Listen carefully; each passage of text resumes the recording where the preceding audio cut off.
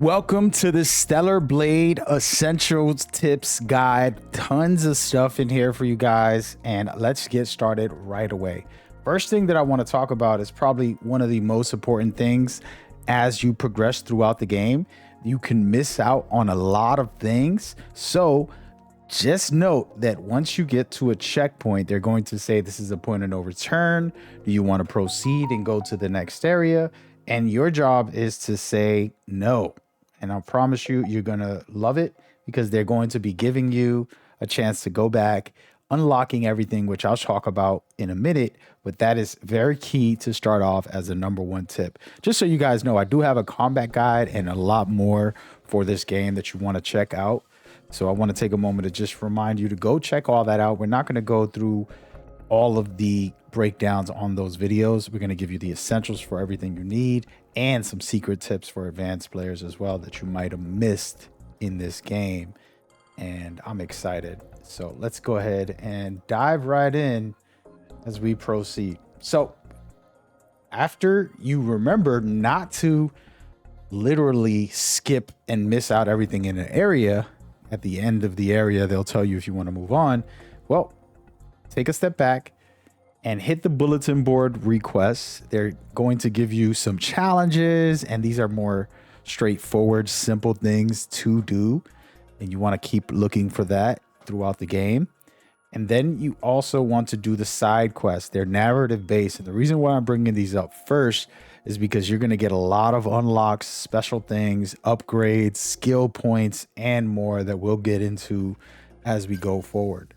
Now, speaking of that, there's one big time. I'm talking about probably one of the most essential things, which is auto loot. You're going to be able to pick up everything on the floor and make sure you do that because it's going to be critical. We're going to go back and forth between combat guides and so much more. So go into your settings, put in auto loot so you can pick up everything. Okay, now I want to showcase something to you guys that you might have not known about this game. Right here, if you're looking at my HUD, on the bottom right, there's a triangle button, and I'm going to hold square while moving forward while I'm running, and it's going to do that dash. And the reason that dash is important is because it's going to allow me to actually complete things the way I want to and be able to move forward in fights. Very critical part of the game. For example, if I was stun somebody from far and I wanted to get close, I could just run up to them and attack. Okay, so that's just one good example of things you can do in this game that is going to help you big time. Okay, the game is very amazing. It has a lot of good functionality, and that's just one combat guide that I want to talk about, and we're going to get into a lot of different things as we go forward, but I wanted to just start off with that just to give you a little secret tip into some things we have. Now, speaking of unlocks, okay, you want to unlock the skills called focus and the skill called reflex. This is by far the most essential, and it might seem basic and it might seem like, hey, I don't really need that. I promise you, you do, and you will, because it's going to help you drastically. Okay, and what does this do? Well, if you look at the skill tree, it says perfect parry. Right, and then right after that you get focus.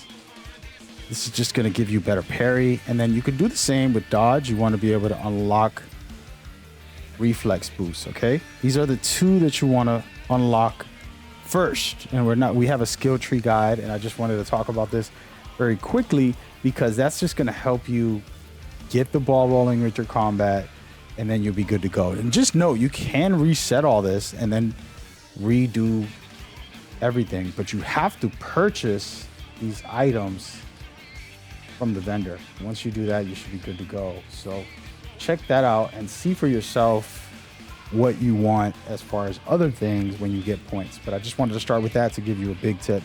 Another tip with that as well is that the vendors and shops are gonna be the place to go for some really cool things that you'll get throughout the game. So make sure you stop by everybody, talk, do some side missions for them, and continue from there. Now we're going to talk about the skills for a moment here, and I did a guide about combat, but I want to talk about this because this is so critical that I honestly should have put it in my combat guide, and it is not there because we did not get to test it at the time because I was doing my combat guide during the demo. That was an essential combat guide. But if you look here, this beautiful shield breaker I suggested to upgrade. But when you max this out, you're going to do so much shield damage. You can almost break a boss's shield fully. All right, so you want to max this out first. And I don't want to tell you to max it out first because you can go ahead and do a different skill. There's some great ones in here, guys, I promise you, and we'll get into it in a minute. But the reason for this is because when you're fighting a boss specifically, you want to be able to have the power to break their shields fully. And this is what it's going to do, and you'll be good to go. Okay, so make sure you do that and you'll be good to go. And of course, I talked about the nades in this game. The nades actually are a great tool because you can switch them and do some really cool things with them as you go, breaking the shields. But it's not as good as what I just said. So please take the time and focus. And I want to try to talk about something else. When you're fighting the boss, that's very important to understand is that your beta skills can stop their attacks. You know how they have unblockables, undodgeable attacks? You want to use your beta skill to interrupt it. It's a very key thing. And while this isn't a full combat guide, I talk about it in the combat guide. But this right here is just a big tip to help you do better in your fights. All right.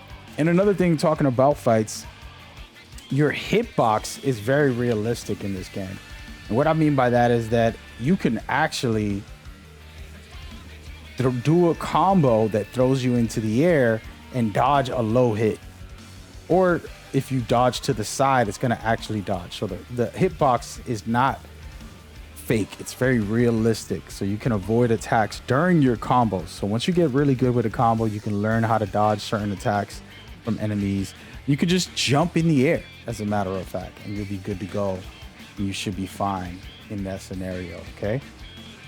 All right, speaking of that, you have to block towards the enemy. And what I mean by that is a lot of games will let you block from anywhere. But in this game, they want you to actually pay attention and block properly by facing the enemy. As they attack, you have to face the attack. So basically, just lock on and you'll be fine when you block. Okay, but it's just a tip that I wanted to throw in there to make sure you guys know, always using lock on, make sure you get into blocking. And speaking of blocking, people always ask me to do parry guides for a lot of games that I'd make.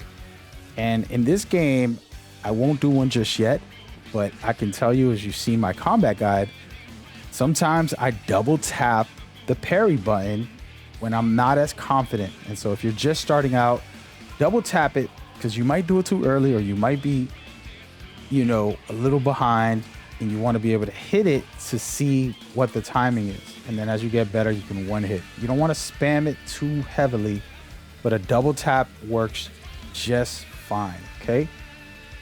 And speaking of double tap, there's so many good things to talk about when it comes to gear, what you could be doing and what you should be doing in this game.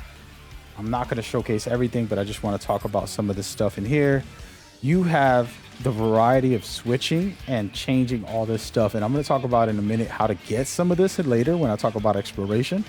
But making sure you put on the things that is useful. Maybe you're not a good parry guy. So put the parry up, work on that, and you'll get your skills together. Now, this is not going to help you be good or bad. You can't spam is another tip. Don't spam, just make sure you focus on your attacks. When you're doing all your attacks, you want to play aggressive. And even when it blinks the first time, you have another window to wait, which is going to be very, very key for you as you play this game, because combat is not easy. As you can see here, I'll fight this boss.